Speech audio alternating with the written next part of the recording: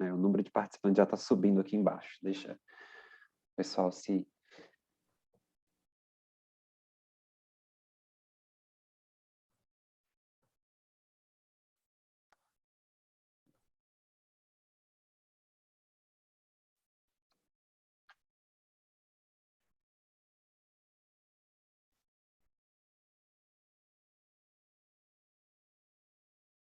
Boa tarde, gente. Boa tarde, tudo bem com vocês? Vão colocando aqui na caixinha do lado do chat o local de onde vocês estão falando, para a gente acompanhar aí até onde a gente está conseguindo atingir com esse evento, e o curso de graduação que vocês estão fazendo, se vocês são alunos novos, de qual semestre, para a gente ter uma noção também do público que a gente vai abranger aqui nesse mais um evento do mês da carreira.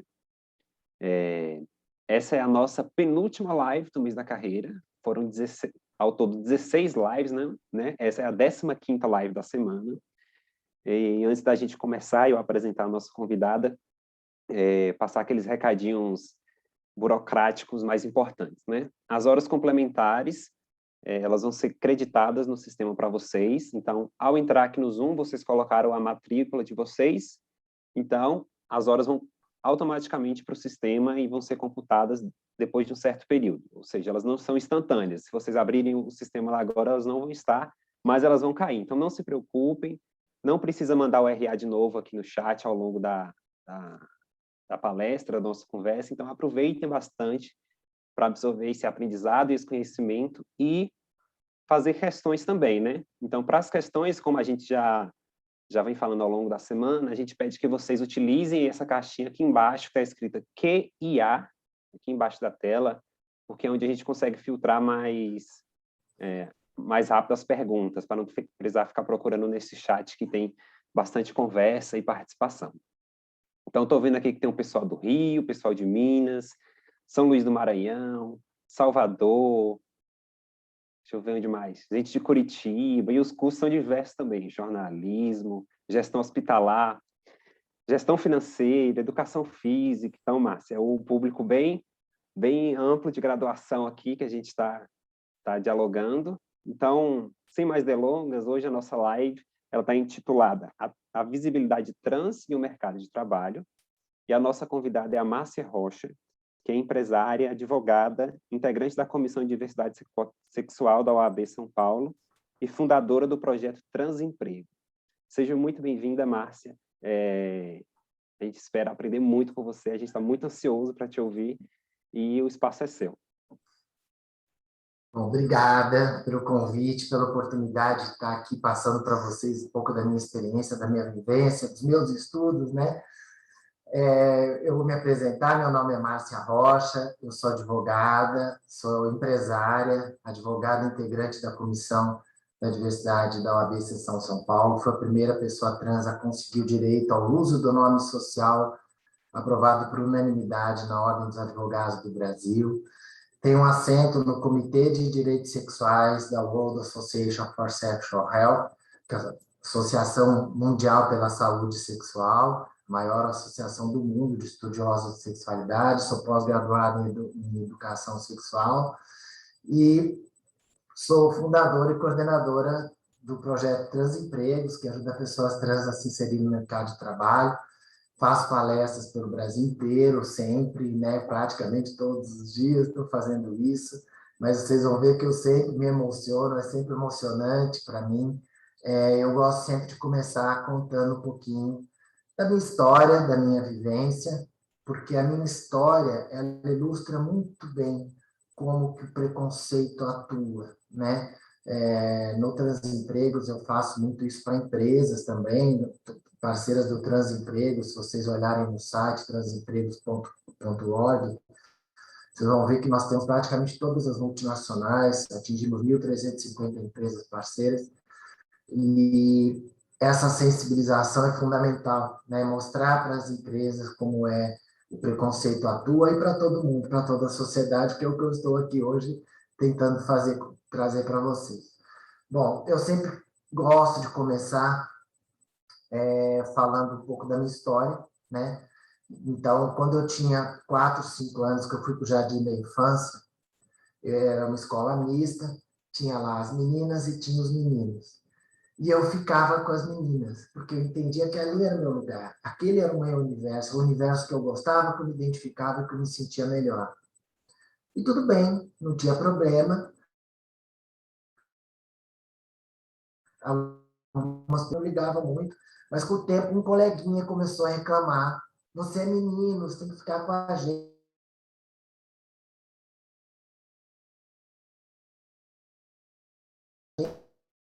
só fica com as meninas. Eu reiteradamente vinha reclamando, falava: professora, tia, é menino, tem que ficar com a gente, só fica com as meninas. Daí a professora no começo não ligou, mas ele continuou insistindo, trouxe outros colegas e falava: olha, é menino, fica com as meninas. E os outros não ligaram muito, mas foram junto ali, mas não estavam muito. Mas ele ficava incomodado com aquilo, e com o tempo a professora percebeu que aquilo estava virando um problema e disse para mim: você é um menino, você tem que ficar com os meninos. E aquilo para mim foi uma violência, né, muito grande. Eu não queria mais ir para a escola, mas minha mãe me obrigava a ir. E aí eu entendi que eu ia ter que, entre aspas, ser o tal do menino. Pelo menos eu nunca me senti plenamente parte desse universo, do universo masculino, mas eu entendi que eu ia ter que performatizar uma masculinidade, fingir mesmo, ou pelo menos não ficar demonstrando o quanto eu me identificava com o feminino. E passei a levar uma vida dupla, né? Eu entendi que para o mundo era proibido eu dizer como eu me sentia, então eu passei a levar uma vida dupla. Quando eu podia, com 6, 7 anos de idade, eu pegava a roupa da minha mãe, da minha irmã, da minha madrasta, depois, mais tarde, salto alto, roupas, me montava no quarto escondida, trancada, porque eu entendi que aquilo era proibido e ninguém nunca mais soube, bom, pelo menos nunca mais não, mas por um bom tempo, ninguém desconfiava.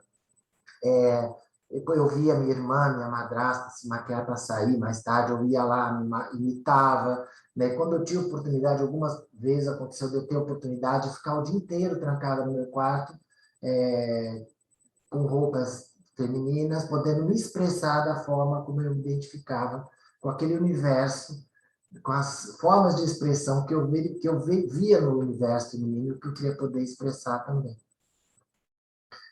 E aí, mas com 11, 12, 13 anos, os corpos das meninas começaram a mudar.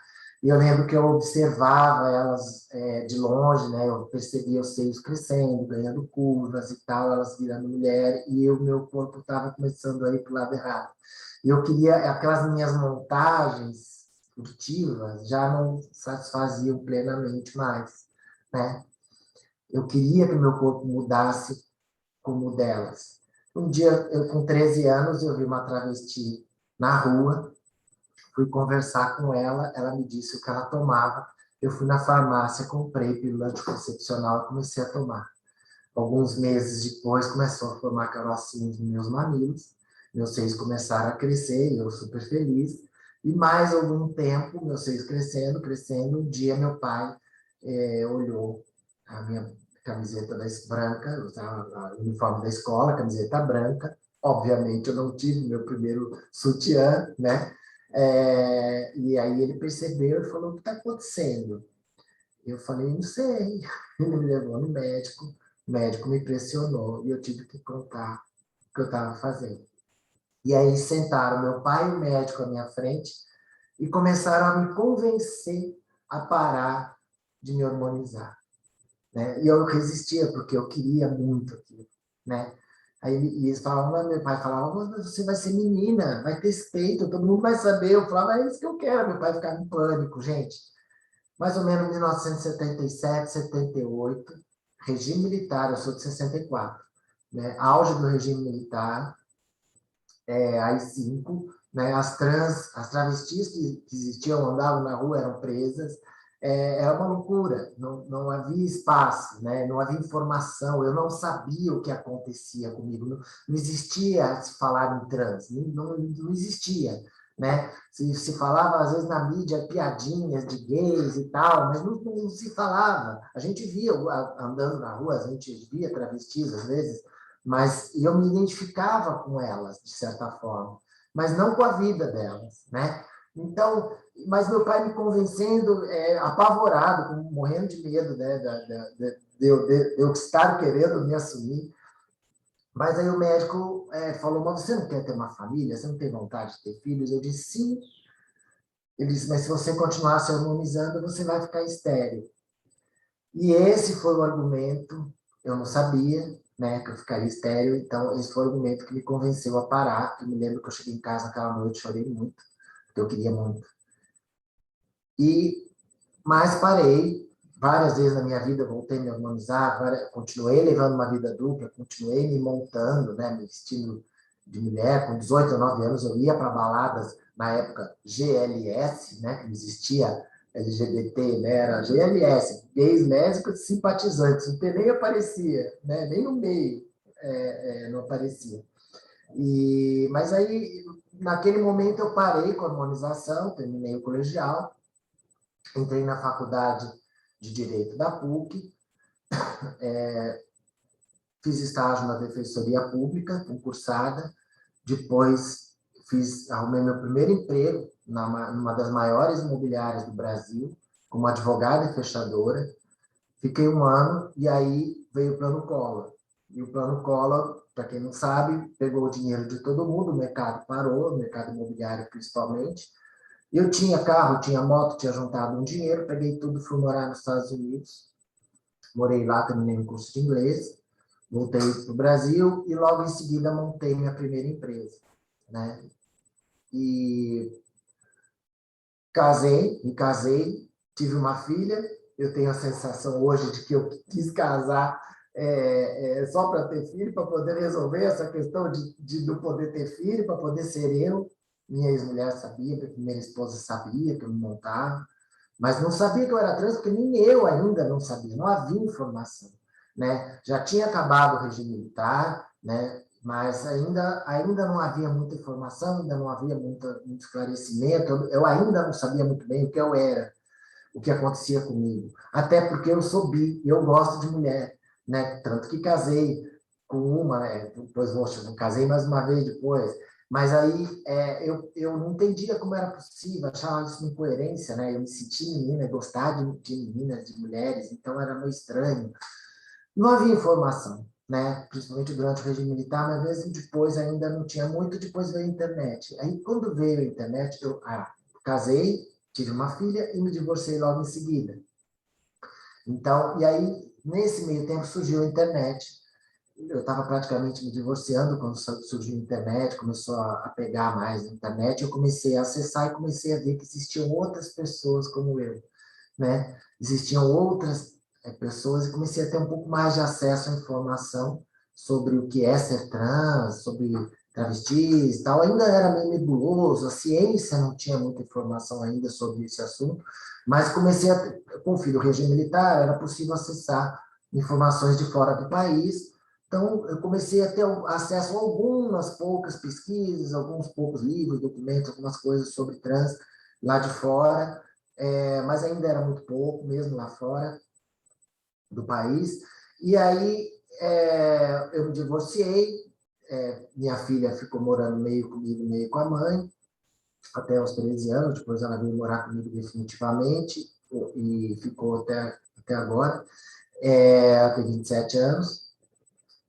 Mas aí eu terminei, com a internet, eu comecei a perceber que existiam outras pessoas como eu, comecei a andar com grupos de crossdressers, né? Pessoas que se montavam também e tal. Eu estava tentando entender o que eu era ainda, né? Havia muito poucas pesquisas, mas nesse grupo de crossdresser tinha algumas pessoas que estudiosas também do assunto, com as quais eu comecei a conversar mais. E depois conheci minha segunda esposa, me casei a segunda vez, e ela me apoiou. Ela disse, é isso que você quer, faça. Se você quer se harmonizar, se harmonize, né? Tome hormônio, faça o que você quer. E eu comecei, né, com 35 anos, mais ou menos, uma nova hormonização mais definitiva, né? E começou meu corpo, e comecei a pesquisar também um pouco mais sobre isso, participar de grupos de militância, né, pessoas travestis, transexuais, ativistas, né? Muitas travestis, inclusive da prostituição, ou que lidavam com esse público também, e também com outro grupo de crossdressers, continuei. Então, nesse meio tempo, convivendo com esses dois grupos e começando a estudar, quando eu estava com minha segunda esposa, eu conheci um especialista em sexualidade, né, Oswaldo Rodrigues, que me disse, e aí eu lembro de eu dizendo para ele, Oswaldo, eu acho muito estranho, porque eu me sinto mulher, mas eu gosto de mulher. E ele falou, mas orientação sexual é uma coisa, identidade de gênero é outra. Orientação sexual é o que te atrai, para onde aponta o seu desejo. Orientação no sentido de bússola, né? Para onde aponta. E identidade de gênero é como você se sente entre mulher, entre ser homem e mulher ou outra coisa qualquer, como diz Letícia Lanz. E aí, Letícia Lanz é uma amiga minha, que é filósofa e psicóloga e trans, do Paraná. Quando ele me disse isso, eu falei, foi um alívio para mim, porque até então eu não entendia o que acontecia comigo. E dali eu falei, nossa, então eu posso ser quem eu sou, eu posso me sentir mulher e gostar de mulher. Ele disse, tem lésbicas, lésbicas são mulheres que gostam de mulheres, né? Então, eu falei, eu preciso entender melhor esse assunto. E aí eu comecei a estudar, já tinha mais informações, o tempo foi passando, né, nessa fala, né? E aí já começou a ter mais trabalhos acadêmicos, mais informação, e eu comecei a estudar profundamente tudo que era relativo à sexualidade e gênero, ao ponto de hoje fazer parte, ter um assento no Comitê de Direitos Sexuais dessa associação que eu mencionei, né, fui convidado, me tornei uma grande especialista no assunto, mas naquele momento, começando a me harmonizar e entendendo o que acontecia, caíram duas fichas. A primeira ficha que me caiu foi que, naquele dia, com meu pai e o médico sentados à minha frente, me convencendo a parar de me harmonizar. Com 13 anos, se eu tivesse dito, não quero saber, eu vou continuar, eu quero ser menina. Se eu tivesse feito isso e não tivesse parado, eu não seria nada. Eu não teria jamais terminado o colegial, teria sofrido bullying, teria sido expulsa da escola.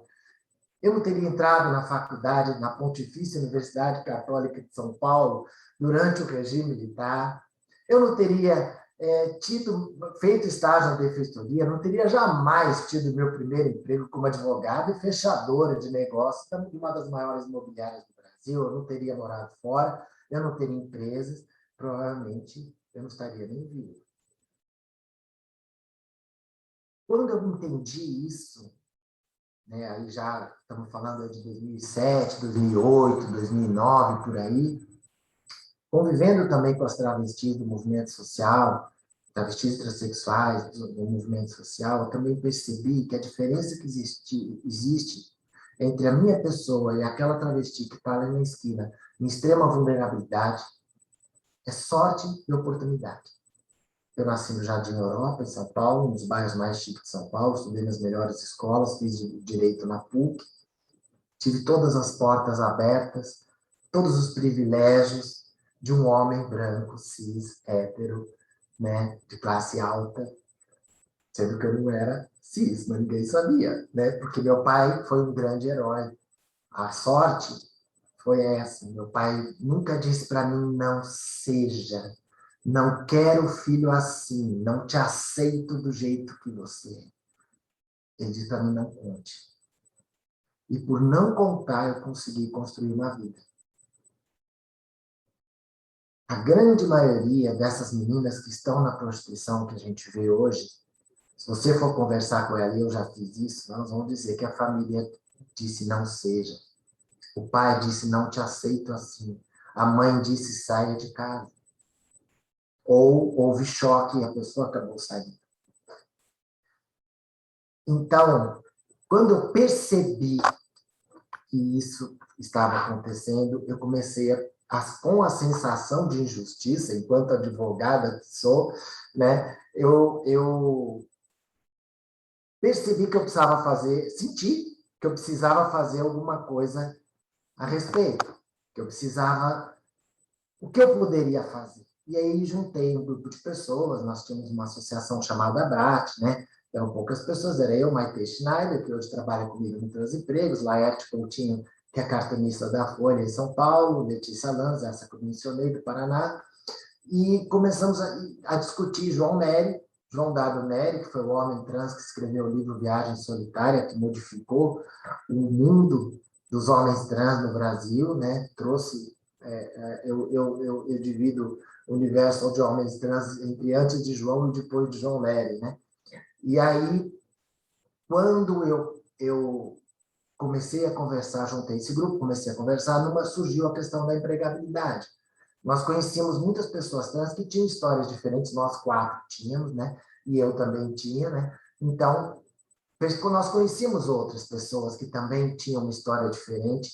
Às vezes, a família, às vezes, ficaram no armário, como eu, não contaram, ou assumiram e conseguiram, com o apoio da família, estudar e ter uma vida diferente, não ir para a prostituição, ou também se assumiam mais tarde, como eu acabei fazendo, mas quando se assumiam, às vezes perdiam o emprego, tendo qualificação, tendo experiência, perdiam o emprego e nunca mais conseguiam trabalhar. Nós conhecíamos pessoas assim, além daquelas do movimento de travestis transexuais, que às vezes conseguiam também estudar e tudo, não tinham a menor chance, ou queriam trabalhar e não tinham oportunidade, eram obrigados a ficar na prostituição, por falta de opção.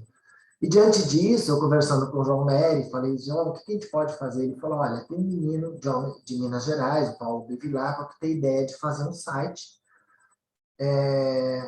Eu peguei e trouxe o Paulo para São Paulo, ele ficou hospedado na minha casa 15 dias, nós ficamos discutindo o que fazer. Eu juntei um grupo de pessoas, ativistas, algumas pessoas que eram gestores na época, também LGBT, e nós, né, chamei a Daniela Andrade também, que precisava fazer o site, ela era técnica de informática, enfim, juntei um grupo de pessoas e nessas reuniões eu disse, só fazer o site é pouco, né, mas é o primeiro passo, vamos fazer o site, né? Porque seria um site para que as pessoas pudessem enviar os currículos e as empresas pudessem ter acesso, né? Que as empresas que contratariam também não sabiam onde buscar, não tinham onde buscar pessoas trans, né? E aí essa ideia foi lançada em 2013, em 2014 o site da Daniela ficou pronto, foi lançado, e saiu uma matéria no Estadão, né, meia página no caderno de economia, com a minha cara lá, e o fórum de empresas, existia um fórum de empresas, se vocês quiserem, existe até hoje, chamado Fórum de Empresas LGBT, Fórum de Empresas e Direitos LGBTI+. Esse fórum me chamaram, me convidaram para fazer parte, e eu estive numa reunião em dezembro de 2014, e nessa reunião eles estavam dizendo que a última fronteira de empregabilidade eram pessoas LGBT. Eu disse, não, é ter, porque gay e lésbica consegue arrumar emprego, basta não contar que é gay e lésbica. Trans ou fica no armário, se ela se assume, nunca mais trabalha. E isso chocou muito as empresas, e elas, comprometidas com a diversidade, começaram a contratar trans a partir de 2015. Em 2014, tinha havido uma contratação, né, para arrumadora de motel. E em 2015 foram algumas dezenas já de pessoas contratadas. E aí, eu também, simultaneamente, quando trabalhando no Transempregos, eu resolvi me assumir, né? Minha segunda esposa não estava gostando muito, ela um dia virou para mim e falou, você está ficando muito mulher. E eu fiquei muito feliz, né? Porque aquilo para mim era elogio, mas ela disse, não, estou perdendo desejo, porque eu gosto de homem. E aí foi mais uma lição de sexualidade para mim, que eu entendi que gênero, homem e mulher, não é apenas como você se sente, identidade de gênero, mas também tem a ver com a orientação sexual, aquilo que te atrai, né? Se você gosta de mulher, você vai procurar alguém que para companheira, alguém que esteja naquele universo das mulheres, né? Ou se você gostar dos dois, tudo bem, mas se você é hétero, ela falou, eu gosto de homem, você está ficando muito mulher, estou perdendo desejo. E aí foi um segundo divórcio na minha vida, porque quanto mais eu ia, quanto mais eu estava sendo algo que eu sempre quis, mais eu queria. né? Eu me dava muito, minha amiga até hoje, minha segunda esposa, minha primeira também. Mas aí eu optei por ser eu, finalmente, e acabei me divorciando a segunda vez. E logo em seguida eu fui convidada para um evento na OAB, me assumir, né? Comecei a me assumir publicamente, já estava transicionando, já estava ficando realmente com mais seios, com, com corpo, etc., né? Fazia sobrancelha, que dá muito na vista, né? E cabelo comprido. E aí me convidaram para fazer uma palestra pela OAB em São Paulo. Eu fui, tinha tido aquele crime da lâmpada na Avenida Paulista, recente, tinha acabado de ter, que foram dois homossexuais que estavam andando de mão dada e um rapaz veio com uma lâmpada e deu na cabeça de um deles. O crime foi julgado agora, o último recurso agora recentemente, para condenação do réu. Mas tinha acabado de acontecer esse crime da lâmpada e eu, quando estava nessa palestra, eu falei que eu era advogado, isso que eu estou dizendo aqui, que eu só era advogado, que eu pagava impostos, que eu tinha, nunca tinha feito mal a ninguém, que eu ia a público dizer isso, que eu duvido que vocês encontrem uma pessoa que fale mal de mim, que eu enganei, que eu passei a perna, que eu fui desonesta, qualquer coisa assim, porque não tem, né? E pago um absurdo de impostos, tenho 3 empresas hoje, e posso sofrer uma violência ou morrer, levar um tiro no meio da rua simplesmente por ser eu. E minhas palestras pela Ordem dos Advogados do Brasil se chamam O Direito de Existir. Por que é que eu não tenho o direito de existir? Por que é que eu não tenho o direito de ser quem eu sou se eu não faço mal a ninguém? Se eu pago impostos, se eu sou uma cidadã, né? E a partir de então fui convidado a fazer parte da comissão naquela época e nunca mais parei, até hoje, né? Faço parte da comissão atual e agora estou candidata oficialmente ao Conselho Estadual da OAB pela Chapa 14, com Patrícia e Sica, que se eu for, né, eu fui a primeira trans a conseguir o direito ao uso do nome social, e se a chapa vencer, eu seria a primeira trans a ser conselheira estadual da OAB no estado de São Paulo.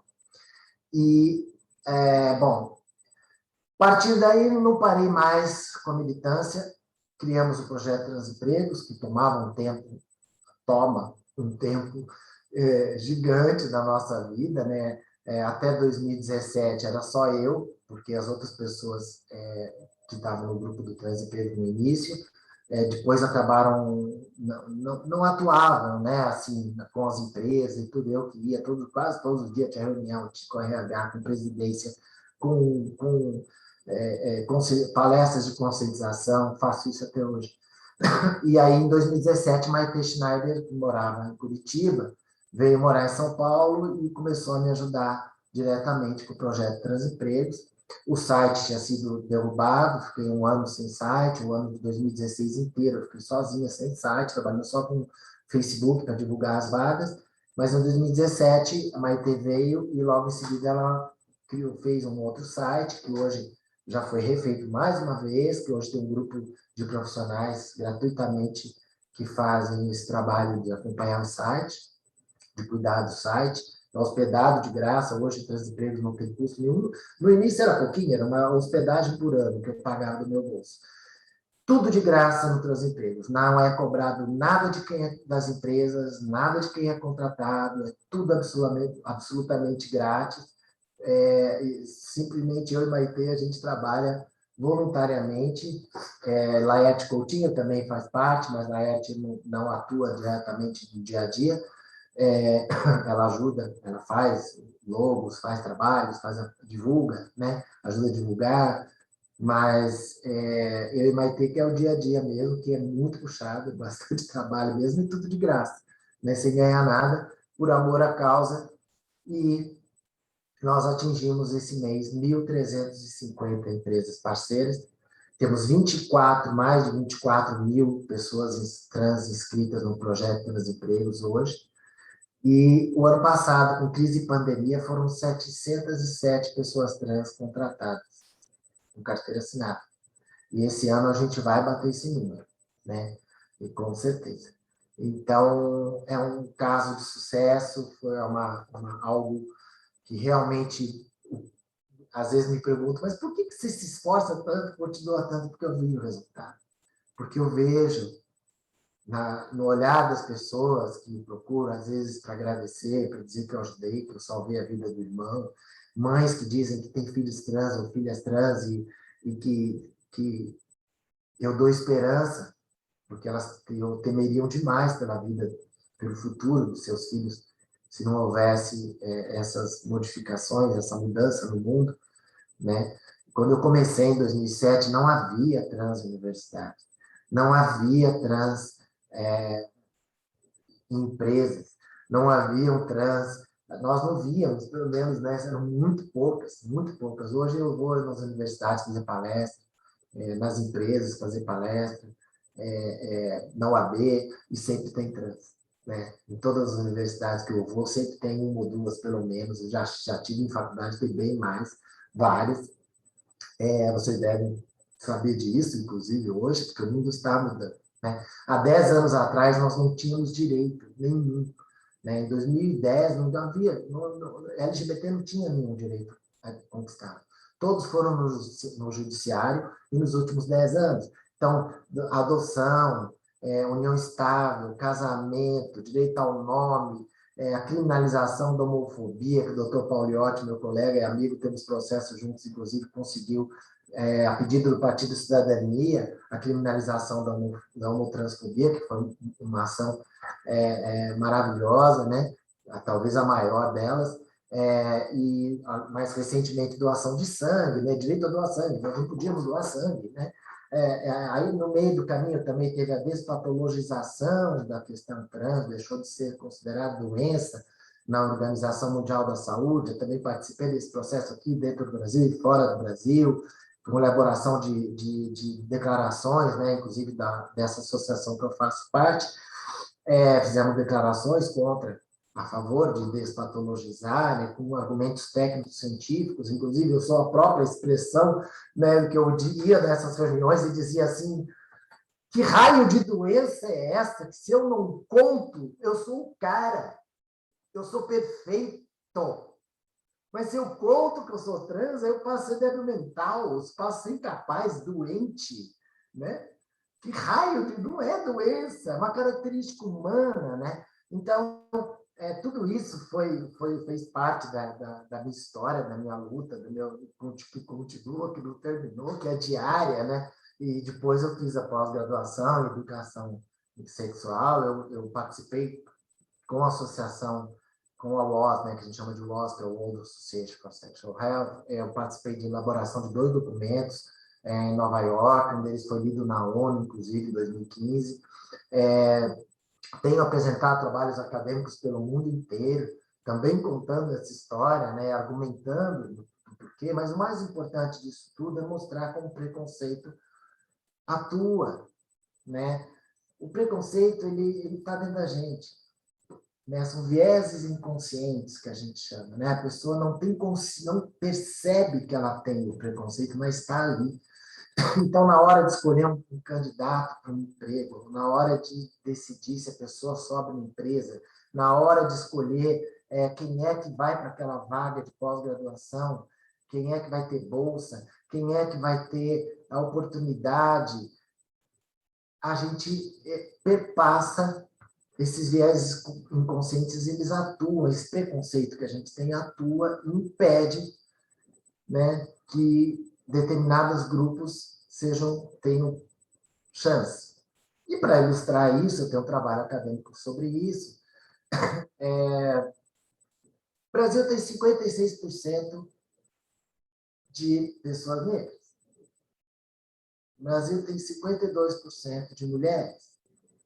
O Brasil tem cerca de 24% de pessoas com alguma deficiência. O Brasil tem LGBT, que a gente não sabe o número, mas a gente tem LGBT bastante, tem negros, tem índios, quer dizer, tem índios, tem pessoas de religião de matriz africana, né?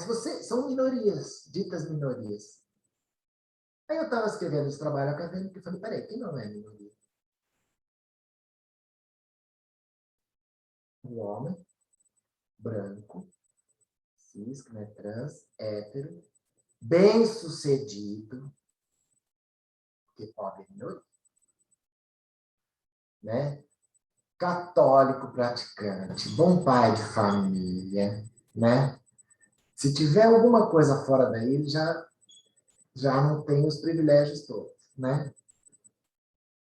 Que não traz esposa, que publicamente, né? Que não traz esposa, que não bate nos filhos, que não bebe, que não fuma, que não joga. Esse cara é uma porcentagem da população desse tamanho, se é que esse cara existe, né? Então, mas se você olhar para o judiciário, juízes, desembargadores, se você olhar na política, seja cargo eletivo, seja executivo, seja no executivo ou legislativo, em qualquer município, se você olhar nas empresas, do meio dos cargos, vai subindo, no meio de gerência para cima, se você olhar nos sindicatos, quem é que está na liderança?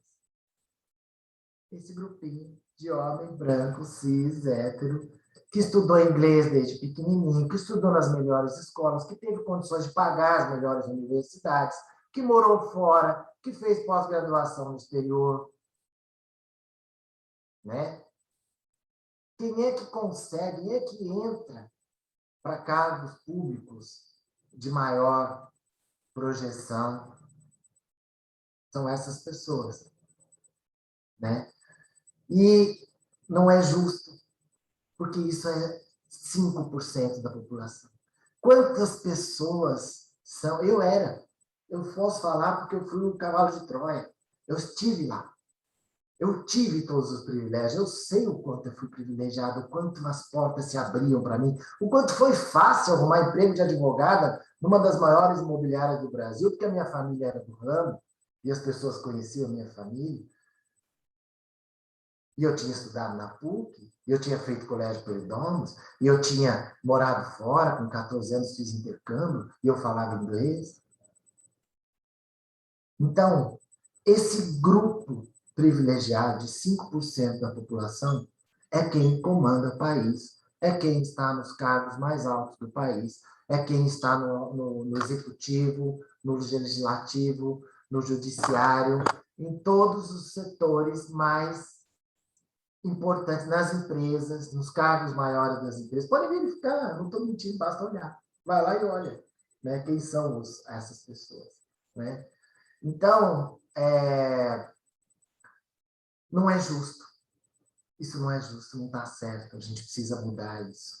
E, recentemente, e aí eu posso falar que é de 5, 6 anos para cá, a questão de raça e etnia, a questão de índios, a questão do meio ambiente, a questão de mulheres, né? Contra o machismo, contra o racismo, contra a LGBTfobia, contra preconceito com pessoas com deficiência, né? Que recentemente eu ouvi o ministro dizer que criança deficiente atrapalha os outros, né? Coisas desse tipo, vem mudando.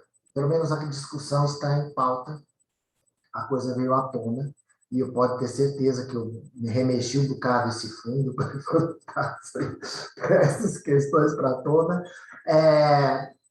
E é importante que esteja, né? É fundamental que seja assim, né? Que a gente vá para rever esses valores, porque não é justo que um grupo tão pequeno tenham todos os privilégios, tenham todas as capacidades, tenham todas as capacitações, tenham todas as condições para comandar e todos os demais, 90%, 95% da população seja preterida. Isso não é justo. Isso não está certo. E a gente precisa mudar isso. Ainda mais, principalmente no Brasil, né? Que é um país tão diverso, né? Diversidade é algo que está em todo mundo, né? Inclusive o homem branco, ele faz parte da diversidade, mas a diversidade é todo mundo. E a gente precisa dar oportunidades para todos. Nós precisamos de mais isonomia, que é direitos iguais para todos, oportunidades iguais para todos, pelo menos com mais justiça, com mais igualdade, com mais percepção. Então, é isso que eu vim aqui falar para vocês hoje. Estou aqui, vou abrir para perguntas, né? A gente vai abrir para perguntas, para a gente ter um pouco mais de troca aí. tá bom? E que é isso que eu queria trazer para vocês. Obrigado. Márcia, muito obrigado pela sua fala. Está todo mundo aqui enchendo de elogios. Sua fala foi muito esclarecedora. Parabéns pelo seu sucesso. Excelente essa live. Parabéns pela sua coragem de trazer esse tema aqui. E a gente tem aqui mais de 1.000 pessoas assistindo. Os comentários não param aqui no chat. Você está podendo acompanhar aí. E aí o pessoal foi mandando algumas questões aqui. E eu tentei sistematizar aqui em 2 blocos e unir algumas questões. Para a gente conseguir atingir o maior número de respostas aqui. Então, tem 2 grupos de questões. O primeiro grupo é mais sobre ser uma pessoa trans diante dessa realidade, e o segundo grupo de perguntas é sobre a questão do mercado de trabalho.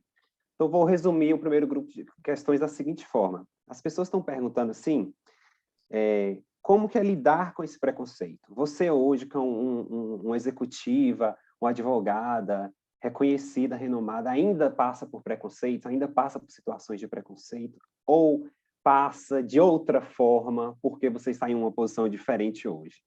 E nesse sentido, aí rolou um debate aqui no chat que foi assim, a família, a primeira reação da família é interpretada como preconceito porque a família tem uma preocupação, na verdade, com a violência que aquela pessoa vai sofrer,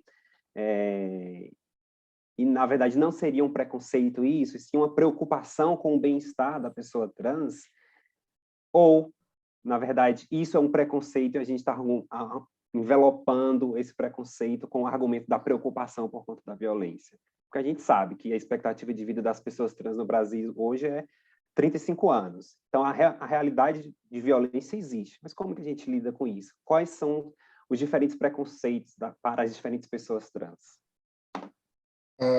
Muito bom. Então, quando eu ando na rua, eu sofro preconceito, né? Em todas as situações, não só no Brasil, isso é importante colocar, lá fora é igual, tá, gente? Pensa que o Brasil é o pior país do mundo. Não é. Vai para o Afeganistão, você vai ver que não é. Né? Arábia Saudita, para qualquer país da Ásia, é muito pior, tá? Mas eu sofri preconceito no México, eu sofri preconceito na Itália, eu sofri preconceito na Rússia, né? No México foi violento. Então, aqui existe. Tem problema? Tem. Realmente, eu ser uma pessoa privilegiada, estar em São Paulo, que também é importante, ter todos os instrumentos para poder enfrentar o preconceito. Quando alguém me discrimina, sei os meus direitos, eu conheço os meus direitos, posso carteirar, mostrar minha carteira da OAB com nome social, e tenho todas as ferramentas de argumento, inclusive, para me defender. Né, de um policial, de um delegado até, né, porque o preconceito existe em todos os setores, né, dentro do judiciário, inclusive. Então, é óbvio que todas essas armas que eu tive por conta dos privilégios tornam mais fácil, ou menos ruim, lidar com o preconceito. Mas ele existe. Né? Eu ando na rua, vou num restaurante, tem gente que levanta e sai e troca de mesa. Então, isso existe, é constante, é o tempo inteiro. Mas eu realmente tenho mais ferramentas para lidar com ele e estou aqui lutando, usando todas elas para mudar a realidade, porque a gente só vai, não adianta só ler, né? A gente precisa mudar a cabeça da sociedade como um todo para que haja realmente avanço, para que haja modificações reais. Quanto à pergunta das famílias, eu acho que tem um pouco de tudo. Eu acho que sim, tem família como meu pai, falou, não seja, não conte, né? Porque ele morria de medo, ele sabia o que eu ia passar. Então, existe isso também. Cada vez esse argumento vai diminuindo, porque as coisas estão mudando. Hoje existe leis protegendo crianças trans, adolescentes trans, hoje tem direito ao nome nas escolas, tem direito ao uso de banheiro, hoje tem leis protegendo tudo isso, hoje existe criminalização da homotransfobia, né, crime de racismo, que a partir de desde ontem deixou de ser, passou a ser imprescritível, né? Então, existe uma série de ganhos de direitos que vão modificando essas questões. Mas também existe o preconceito, depois disso, muitos casos de mães que dizem não te quero assim. Eu digo que, às vezes, é mais fácil uma mãe ir no presídio, levar comidinha para o filho que matou 15 pessoas, roubou o banco, e ela vai lá todo domingo, todo dia de visita, com franguinho, com farofinha, para levar para o filho, com cigarrinho, com não sei o quê, e ela, às vezes, não aceita o irmão que é trans. Então, isso é fato, né? É mais fácil uma mãe aceitar o filho roubado que o filho ser trans, mesmo que ele seja engenheiro, né? Então, isso é complicado de lidar, né? Na minha família isso não aconteceu, eu fui contando aos poucos depois, quando eu resolvi me assumir, eu fui contando aos poucos. Houve alguns afastamentos, sim, houve perda de contato, sim, houve alguns problemas familiares também, mas eu já era quem eu era, né? Eu já tinha toda a argumentação, eu já tinha a minha formação, que ia me expulsar de casa, porque eu já morava sozinha, já era empresária, então o choque é muito menor, né? Do que uma pessoa de 13 anos que está perdida, que ainda nem sabe quem é, que ainda não entende o que acontece com ela.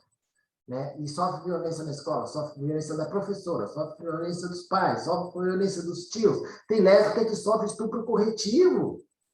A família fala, estuprem ela para ver se ela aprende a gostar de homem. Isso é uma loucura, isso acontece, isso é fato. Não estou inventando aqui, né? Então, essas questões todas são muito sérias. O preconceito, ele mata, de verdade, né? Você comentou números, Kaique, de 35, média de idade de 35 anos, esses números não são verdadeiros, tá?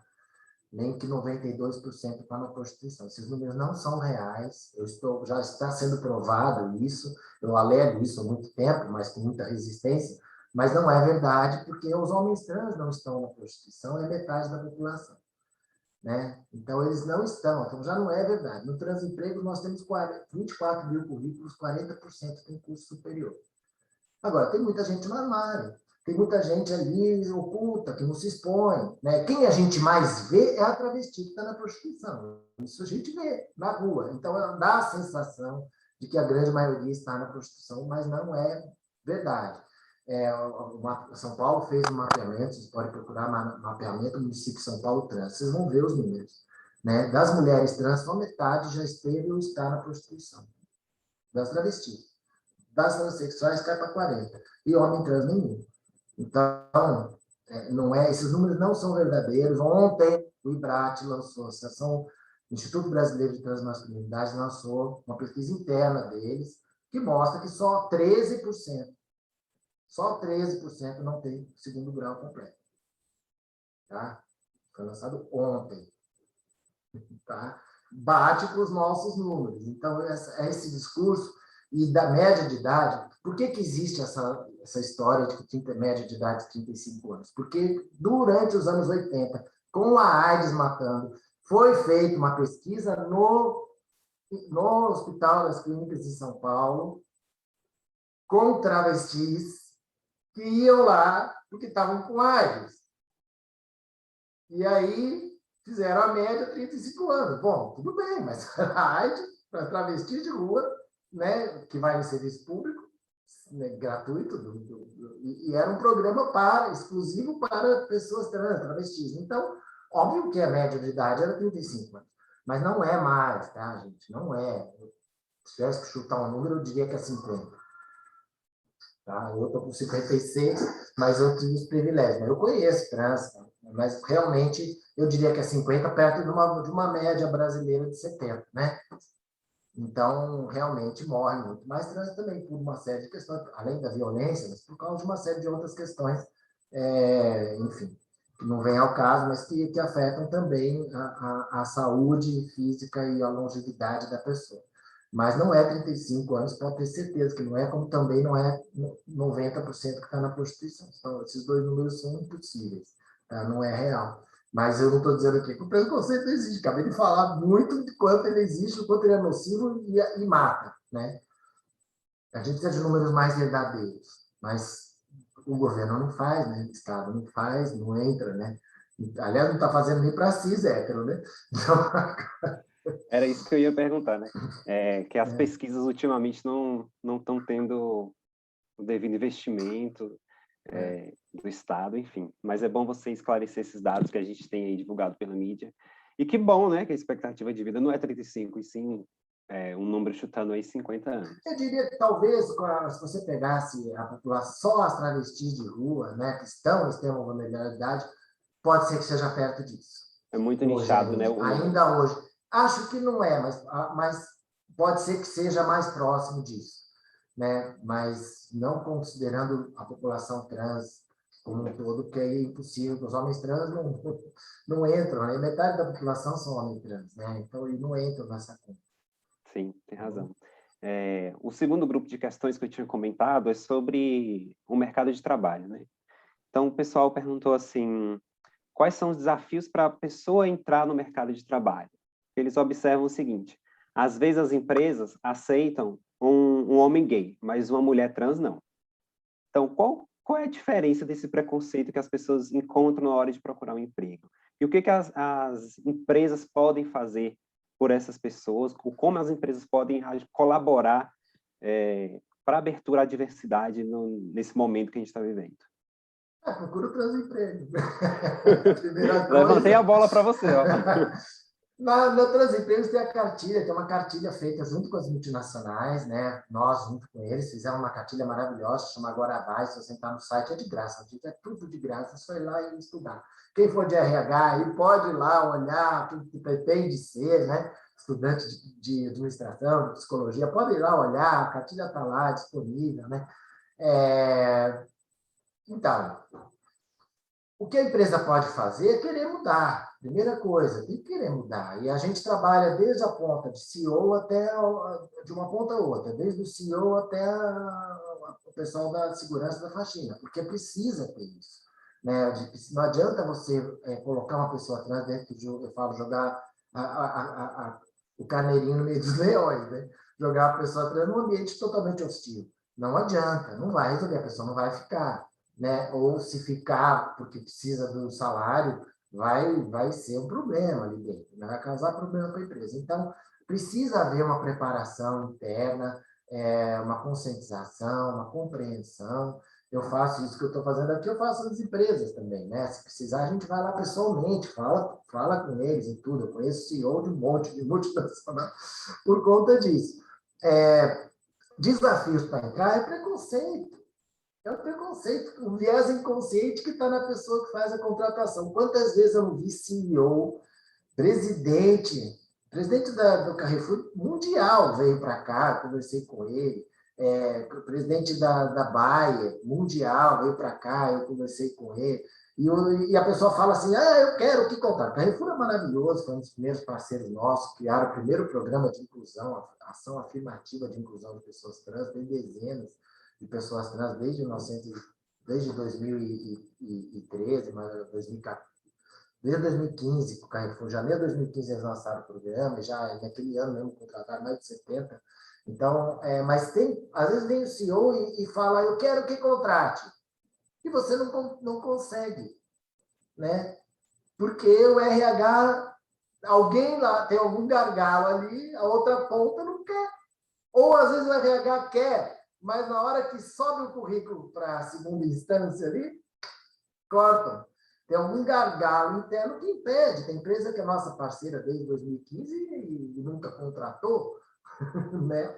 Então, para inglês ver mesmo, né? Às vezes tem até ações legais de outras áreas, de mulheres, de pessoas mais 50 a mais, né? Pessoas com deficiência, até tem, mas com trans enrosca, né? Por outro lado, tem empresas maravilhosas, empresas que realmente contratam. Atento tem mais de 1.000 trans, que é telemarketing. Mas é telemarketing, a pessoa não vê. Bom, mas está dando emprego, a pessoa está trabalhando, o que importa, né? O que importa para mim é que a pessoa possa viver, ter um salário digno para sobreviver, no mínimo, né? E tem trans que subiu dentro da Atento. A gente tem histórias muito lindas, a gente tem no Transemprego, de engenheiro, duas, que foram roubadas por outra empresa, que eram muito competentes, 2 vezes. Tem uma engenheira na Petrobras também, essa Érica apareceu na capa de revista. Tem 2 trans brasileiras engenheiras também, prestando serviço para a NASA. Né? Então, uma de Bauru e uma aqui de São Paulo, uma de Brasília e uma de Bauru.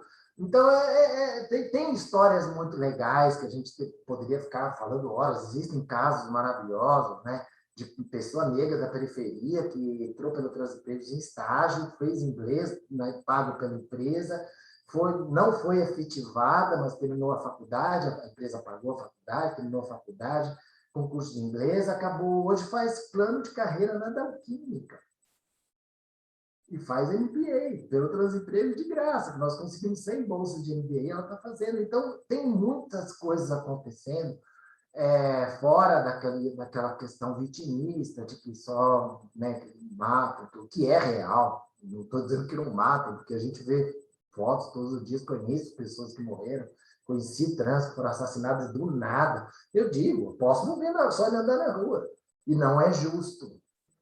E a grande questão que a gente precisa tocar as pessoas é a questão da injustiça, e não só com trans, com questão das mulheres, com questão... Eu faço palestra de feminismo também, para mulheres, né? Tem muitas questões horrorosas também, da violência, de injustiças também, mesmo na questão de empregabilidade, os homens sobem mais, as mulheres não sobem, enfim, tem uma série de outras questões. Questão racial, que é terrível no Brasil. Terrível, né? Então, enfim, vamos ver. Tem mais perguntas? O pessoal está dizendo que Acabando. Eu escutaria a Márcia por horas, por horas. Tem alguns relatos pessoais aqui, do pessoal dizendo que saiu dessa palestra aqui muito mais esclarecido sobre as questões, que é tão importante debater sobre esse tema. Enfim, a última questão que a gente tem aqui é sobre a educação. Apareceu constantemente aqui os comentários sobre estudar a formação acadêmica, como que uma formação acadêmica, como que uma graduação, ou um curso técnico, ou a escola pode mudar a vida de uma pessoa trans. É uma facilidade para ingressar no mercado de trabalho quando a pessoa tem essa formação? Existem barreiras para a pessoa acessar essa formação antes dela, né? Eu sou educadora, né, em sexualidade, eu dou aulas também, pós-graduações.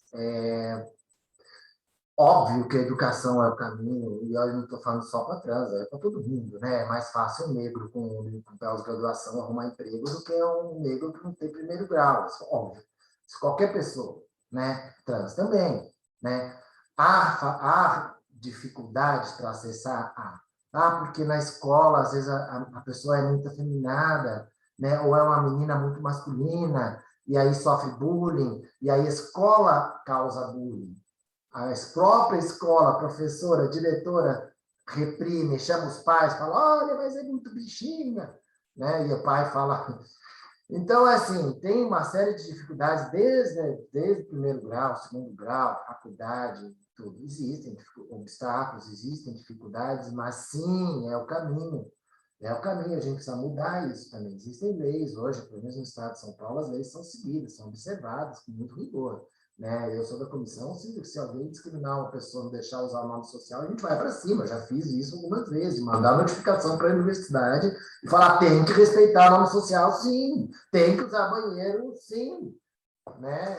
E se precisar, eu vou isso, fazer aula para vocês, explicar, vou, com o maior prazer, mas tem, porque é lei, né? Então, hoje mais ainda, porque hoje é crime, né? Então, a gente precisa... a educação é o caminho, sem dúvida nenhuma, a educação é o caminho, é o melhor caminho para você se preparar, para você ter ferramentas, para você ser um grande profissional, ser mais... até continuar depois que arrumou um emprego, para crescer na empresa, para conseguir outros empregos, né? Poder trabalhar, estudar, que é um privilégio, mas é importante, para o seu crescimento profissional. E, sim, educação, eu estou falando aqui para pessoas, para estudantes, né? Continuem, viu? Eu estudo até hoje, não paro não, continuem sempre, porque é importante, até para você ter uma visão de mundo mais verdadeira e não ficar caindo em discursos fake news, seja de esquerda, seja de direita, né? Discursos prontos, né? Para você poder aprender a pensar por si só, que é o que importa. O papel maior da educação, eu acho que é isso, dar ferramentas para a pessoa e ensinar a pensar, né, por si só. Eu queria aqui também falar, se tiverem professores aqui de determinadas áreas, eu faço palestras específicas para direito, para psicologia, para administração, eu faço isso também, pode me chamar. Meu Instagram é Márcia Rocha, tudo junto, ponto oficial. Márcia Rocha, @Márcia Rocha, ponto oficial. Tem Transempregos, tem o site do Desempregos, tem no Facebook Transempregos. O site Transempregos é tudo gratuito, tem curso para trans gratuito lá, né? O Transformação, que ensina como se comportar em entrevista, que ensina a usar ferramentas do Google, que ensina, tem muita informação, é um curso que tem certificado também, gratuito, basta se inscrever e fazer. Então, assim, surgem cursos no Transempregos direto para vários setores. Recentemente teve um de química, para a indústria química, tem de inglês, tem de línguas, surgem. Pós-graduação, como eu falei, MBA, tivemos 100 vagas de MBA grátis esse ano, foram 1.000 inscritos, né? Tiveram que selecionar só 100, mas professores que queiram me chamar para eventos, para palestras, a gente marca com antecedência, minha agenda era uma loucura, mas a gente marca. Então, pessoas, alunos aí, pessoas que tenham dúvida, até com relação à sexualidade, orientação, identidade de gênero, essas questões todas, que eu sou especialista, quiserem tirar dúvida, podem me procurar no Instagram também, a gente marca, conversa. Estou super aberto, eu adoro fazer isso, eu acho que é importante, é a razão da minha existência. Eu tenho 3 empresas, 2 empresas, as 3 são grandes, as 3 dão muito dinheiro, e não tem dinheiro que eu ganhe que seja mais importante que isso, que eu faço de graça. Márcia, muito obrigado por tudo, muito obrigado pelo seu conhecimento, pelo seu tempo. Assim, tá todo mundo muito encantado, perfeito, emocionante, muito obrigado. Todo mundo dizendo aqui, eu acho que tudo que eu falar para você não vai ser suficiente para agradecer e para demonstrar o quanto a gente acredita no trabalho que você faz e o quanto a gente está muito satisfeito de ter você aqui com a gente para falar com nossos alunos, para tocar nesse tema. E, assim, pode ter certeza que o convite vai ser feito novamente, porque é um tema que a gente precisa debater todos os dias, né? E a gente tem aqui 1.100 e poucas pessoas, e eu tenho certeza que elas vão reproduzir esses conhecimentos que você falou e reverberar tudo isso aí para os amigos, para a família. E é isso. Muito obrigado mesmo, viu? Eu que Damião, agradeço. Eu que muito agradeço a obrigado pela oportunidade. tradução. Um beijo para todos, todas e todas. Me procurem. Estamos juntos. Coloca Vamos mudar esse mundo. coloca o seu Instagram aqui No no chat. chat, que o pessoal estão perguntando aqui que eles querem buscar. Enquanto isso, gente... Meu chat esse abre agora. Isso. Enquanto isso, gente, para a gente finalizar... Não está abrindo o meu chat, não sei por quê. Abre. Abriu? A Márcia vai colocar as redes sociais dela aí para vocês seguirem. E, enquanto isso, agradeço o Damião pela colaboração e parceria aqui na tradução para Libras. Agradeço vocês por estarem aqui conosco. Não se esqueçam que hoje a gente ainda tem uma live às 18 horas, chamada Como Fazer o Seu Pequeno Negócio Gastronômico Se Estruturar e Crescer, com a Carol Mello, da Food Lab. Então, vai ajudar você aí que tem o seu pequeno empreendimento de gastronômico, que vende um bolo, que vende um brigadeiro, que está usando a cozinha de casa para começar a empreender. Ela vai te ajudar com dicas muito importantes aí nessa live às 18 horas. Pessoal, muito obrigado e até a próxima. Obrigado, Márcia. Um beijo para todo mundo. Tchau.